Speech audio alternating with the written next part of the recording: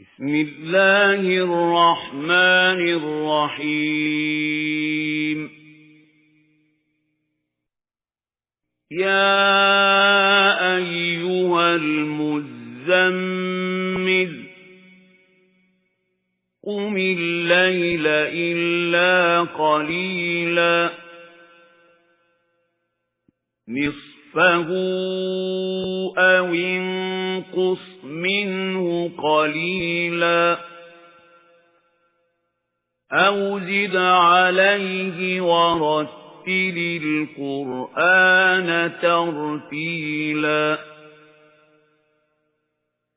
إنا سنلقي عليك قولا ثقيلا إن ناشئة الليل هي أشد وطئا وأقوم قيلا إن لك في النهار سبحا طويلا واذكر اسم ربك وتبتل إليه تبتيلا رب المشرق والمغرب لا إله إلا هو فاتخذه وكيلا.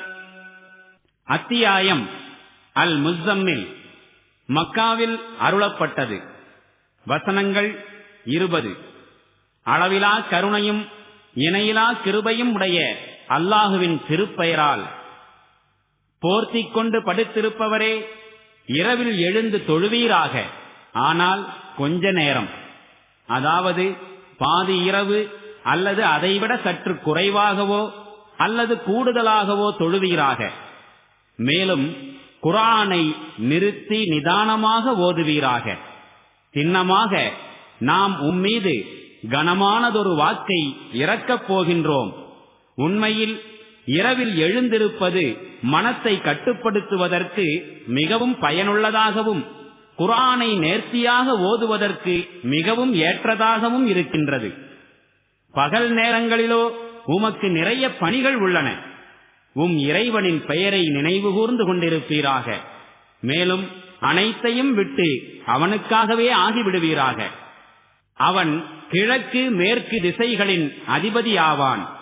அவனைத் தவிர வேறு இறைவன் இல்லை. எனவே அவனையே உமக்கு பொறுப்பேற்பவனாக, வக்கீலாக ஆக்கிக் கொள்வீராக. واصبر على ما يقولون واهجرهم هجرا جميلا وذرني والمكذبين أولي النعمة ومهلهم قليلا إن لدينا أنكالا وجحيما وطعاما ذا غصة وعذابا أليما يوم ترجف الأرض والجبال وكانت الجبال كثيبا مهيلا. மேலும் இம்மக்கள் எவற்றையெல்லாம் புனைந்துரைக்கின்றார்களோ அவற்றின் மீது பொறுமை கொள்வீராக. மேலும் கண்ணியமான முறையில் அவர்களை விட்டும் விலகி விடுவீராக. பொய்யென வாதிடுபவர்களான இந்த சுகவாசிகளை கவனித்துக் கொள்ளும் பொறுப்பை என்னிடம் விட்டு விடுவீராக. மேலும் சிறிது காலத்திற்கு இவர்களை இப்படியே விட்டு வைப்பீராக. நம்மிடம் இவர்களுக்காக கனத்த விலங்குகளும் கொழுந்து விட்டெறியும் நெருப்பும் தொண்டையில் சிக்கிக் கொள்ளும் உணவும் துன்புறுத்தும் வேதனையும் உள்ளன. இது நடைபெறும் அந்நாளில் பூமியும் மலைகளும் நடுங்கும்.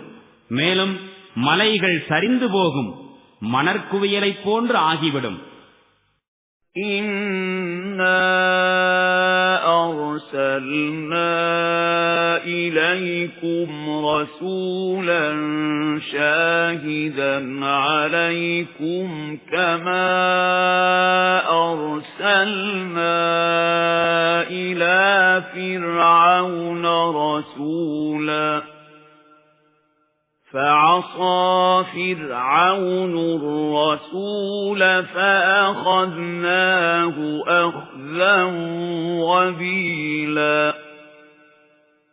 فَكَيْفَ تَتَّقُونَ إِن كَفَرْتُمْ يَوْمًا يَجْعَلُ الْوِلْدَانَ شِيبًا السَّمَاءُ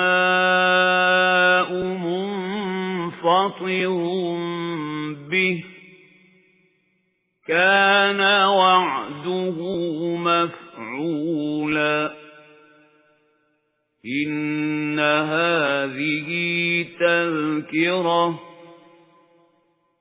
فَمَن شَاءَ اتَّخَذَ إِلَى رَبِّهِ سَبِيلًا சின்னமாக நாம் ஒரு தூதரை உங்களின் மீது சான்று பகரக்கூடியவராக ஆக்கி உங்களிடம் அனுப்பினோம்.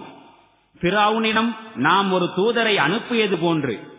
பிறகு பார்த்துக் கொள்ளுங்கள், ஃபிரௌன் அந்த தூதரின் பேச்சை ஏற்காத போது நாம் அவனை மிகவும் கடுமையாக பிடித்தோம். நீங்கள் நிராகரித்து விட்டால் அந்த நாளில் எப்படி தப்பித்துக் கொள்வீர்கள்? அதுவோ குழந்தைகளை நரைக்கச் செய்துவிடும். அதன் கடினத்தால் வானம் வெடித்து தகர்ந்து போய்விடும். அல்லாஹுவின் வாக்குறுதி நிறைவேறியே தீர வேண்டியுள்ளது. சின்னமாக இது ஓர் அறிவுரையாகும். எனவே இனி விரும்புகிறவர் தன்னுடைய இறைவனின் பக்கம் செல்லும் வழியை தேர்ந்தெடுத்துக் கொள்ளட்டும். ربك يعلم أنك تقوم أدنى من ثلثي الليل ونصفه وثلثه وطائفة من الذين معك والله يقدر الليل والنهار علم أن لن تحصوه فتاب عليكم فاقرؤوا ما تيسر من القرآن علم أن سيكون منكم مرضى وآخرون يضربون في الأرض يبتغون من فضل الله وآخرون يقاتلون في سبيل الله فاقرؤوا ما تيسر منه وَأَقِيمُوا الصَّلَاةَ وَآتُوا الزَّكَاةَ وَأَقْرِضُوا اللَّهَ قَرْضًا حَسَنًا وَمَا تُقَدِّمُوا لِأَنفُسِكُم مِّنْ خَيْرٍ تَجِدُوهُ عِندَ اللَّهِ هُوَ خَيْرًا وَأَعْظَمَ أَجْرًا وَاسْتَغْفِرُوا اللَّهَ إِنَّ اللَّهَ غَفُورٌ رَّحِيمٌ. நபியே, இறைவன் அறிந்திருக்கின்றான். ஏறத்தாழ இரவின் 2/3 பகுதி வரை, சில சமயம் பாதி இரவு வரை, சில சமயம் அதன் 1/3 பகுதி வரை நீர் இறை வழிபாட்டில் கழிக்கின்றீர் என்பதையும், உம்முடைய தோழர்களிலும் ஒரு குழுவினர் இவ்வாறு செய்து வருகின்றார்கள் என்பதையும். அல்லாஹுதான் இரவையும் பகலையும் கணக்கிட்டு வைத்துள்ளான். அவற்றை துல்லியமாக கணக்கிட உங்களால் முடியாது என்பது அவனுக்கு தெரியும். ஆதலால் அவன் உங்கள் மீது கருணை புரிந்தான். உங்களுக்கு குர்ஆனிலிருந்து சுலபமாக எந்த அளவுக்கு ஓத முடியுமோ அந்த அளவுக்கு ஓதிக்கொள்ளுங்கள். உங்களில் சிலர் நோயாளிகளாயிருப்பார்கள் என்பதும், வேறு சிலர் அல்லாஹுவின் அருளை தேடி பூமியில் பயணம் செய்கின்றார்கள் என்பதும், இன்னும் சிலர் அல்லாஹுவின் வழியில் போர் புரிகின்றார்கள் என்பதும் அவனுக்கு நன்கு தெரியும். எனவே குர்ஆனிலிருந்து சுலபமாக எந்த அளவுக்கு ஓத முடியுமோ அந்த அளவுக்கு ஓதிக்கொள்ளுங்கள். தொழுகையை நிலைநிறுத்துங்கள், ஜகாத்தும் கொடுங்கள். மேலும் அல்லாஹுவுக்கு அழகிய கடனை அளித்து வாருங்கள். நீங்கள் உங்களுக்காக முன்கூட்டியே செய்து அனுப்பும் நன்மைகள் எவையோ அவற்றை அல்லாஹுவிடத்தில் காண்பீர்கள். அதுவே மிகச் சிறந்ததாகும். அதன் கூலியும் மகத்தானதாகும். அல்லாஹுவிடத்தில் பாவ மன்னிப்பு கோருங்கள். ஐயமின்றி அல்லாஹு பெரிதும் மன்னிப்பவனாகவும் கிருபை மிக்கவனாகவும் இருக்கின்றான்.